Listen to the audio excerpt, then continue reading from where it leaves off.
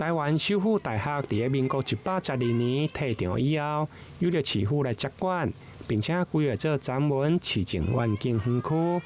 未來包括社會、體育、甲的環保等局處的進駐，嘛將規劃親子幼兒園，發揮上大的功用。由阮陳秋紅除了關心這5大面向，當時才用個全面來到位。另外，因為60學習中心空間無夠，因此有真儕長輩佇1樓的大廳來運動跳舞。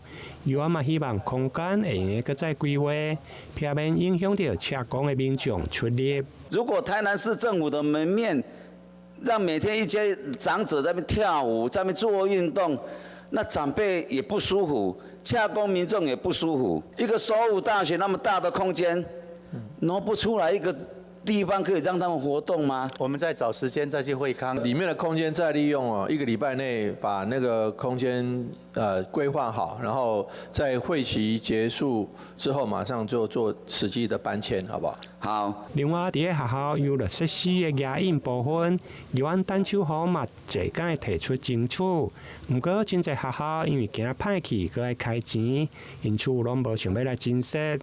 對此，教育局長嘛回應，會來整體評估，提出後續更較好的方案。